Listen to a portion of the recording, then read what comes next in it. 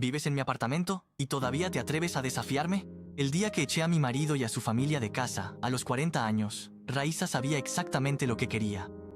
Una vida tranquila, un apartamento para ella sola, reglas claras y sobre todo, que nadie volviera jamás a invadir su espacio. Después de un primer matrimonio desastroso, había reconstruido su vida sola, piedra a piedra.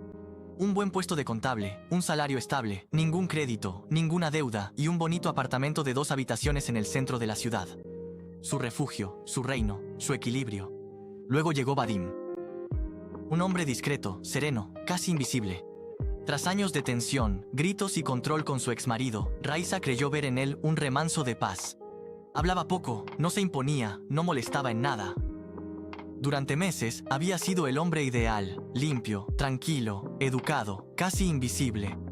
Cuando le pidió matrimonio, ella dudó, pero Vadim le prometió algo esencial. Sé que es tu apartamento, siempre respetaré tus reglas. Entonces ella dijo que sí. Al principio todo iba bien. Vadim trabajaba mucho, llegaba tarde a casa, miraba la televisión y se acostaba sin hacer ruido. Ningún amigo en casa, ninguna fiesta, ninguna exigencia. Raíssa pensaba que por fin había encontrado a un hombre capaz de amar sin asfixiar. Pero la tranquilidad no duró. Poco a poco, Vadim empezó a hablar de su familia, sobre todo de su madre. Una mujer omnipresente, invasiva, incapaz de dejar respirar a su hijo. Llamaba por la mañana, al mediodía y por la noche. Quería saberlo todo, qué comía, a dónde iba, cómo se sentía. Y pronto empezó a llamar también a Raíssa. Al principio eran preguntas corteses, luego comentarios y después una presión constante. ¿Por qué vienen tan rara vez? La familia es sagrada, hay que verse más seguido. Raíssa se sentía asfixiada. Esa gente no era la suya, no tenía nada en contra de ellos, pero se negaba a que su necesidad de entrometerse se convirtiera en su carga. Luego, el hermano de Vadim entró en escena. Valérie, 38 años, siempre quejándose, siempre con un problema, siempre una excusa. Su alquiler era demasiado caro, su apartamento demasiado lejos, su vida demasiado complicada. Y un día, Raíssa entendió lo que realmente buscaba, un techo, el suyo. Se puso tensa. Escuchó las conversaciones. Las insinuaciones se volvían cada vez más claras. Pero Vadim nunca lo mencionaba directamente. Entonces, ella pensó que él había entendido el límite. Estaba equivocada. Un sábado por la mañana, mientras ella hacía la limpieza, Vadim entró en la sala con un tono despreocupado, como si anunciara el clima.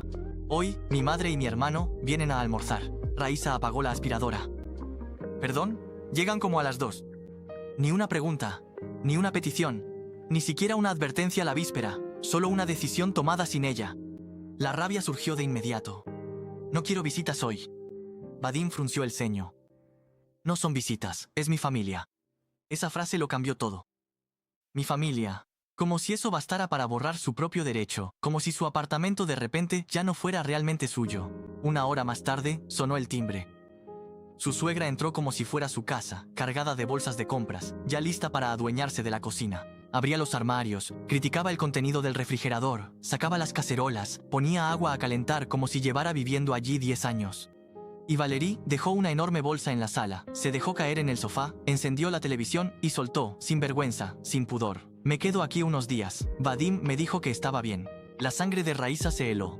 Unos días en su apartamento, sin que le hubieran pedido permiso, sin siquiera avisarle, fue a buscar a su marido a la cocina. Vadim, ahora mismo. En el pasillo, lo miró directamente a los ojos. ¿Le dijiste que podía vivir aquí? Vadim intentó restarle importancia. Solo es temporal. ¿Me pediste mi opinión? Silencio. Y ese silencio fue suficiente. En ese preciso instante, Raíssa comprendió algo terrible. Su marido no se había olvidado de consultarla. Había decidido que su consentimiento ya no era necesario porque, con el tiempo, había dejado de ver ese apartamento como el refugio de su esposa. Ahora lo consideraba también como su propio territorio. Cuando ella se negó, todo explotó. Vadim la llamó egoísta. Su madre la acusó de ser fría, dura, sin corazón. Su hermano se burló de ella, la insultó, la miró por encima del hombro. Luego vino la frase de más. Valérie soltó. Vadim está en su casa aquí. ¿Tú qué crees? Y ahí, Raíssa se quebró. Ella se adelantó, con la mirada oscura, la voz firme, cortante, implacable. ¿Vives en mi apartamento y todavía te atreves a abrir la boca? ¿Tomas decisiones en mi lugar? ¿Haces venir a tu familia sin mi permiso? ¿Te comportas como si fueras el dueño? El silencio cayó de golpe. Un silencio pesado, brutal. Incluso Vadim se quedó paralizado, porque, en el fondo, él sabía que ella tenía razón. Él nunca había comprado ese apartamento. Él nunca había pagado por ese apartamento. Y sobre todo, había prometido respetar sus límites. Pero con el tiempo, lo había olvidado. O peor aún, había esperado que ella terminaría cediendo. Raisa, por su parte, no retrocedió ni un milímetro. O se van ahora, o tú también te vas. Definitivamente, su suegra estaba fuera de sí. Su hermano hervía de rabia. Pero Vadim, por primera vez, no discutió porque sabía que había cruzado una línea irreversible. Unos minutos después, las bolsas fueron recogidas, los rostros serios, la puerta abierta hacia el pasillo.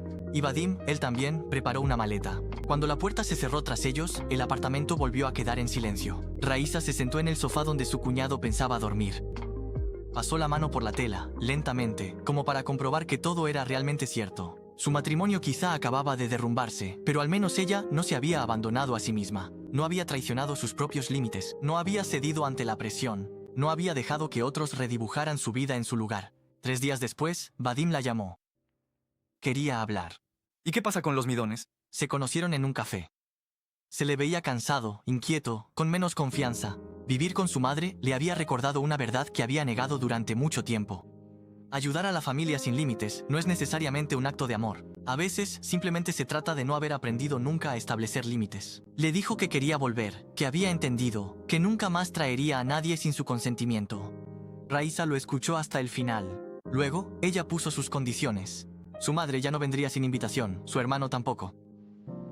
Y sobre todo, nunca más nadie decidiría por ella lo que ocurre en su casa. Vadim aceptó, volvió, pero algo se había roto. Siguieron viviendo juntos sin volver nunca realmente a tener la misma calidez.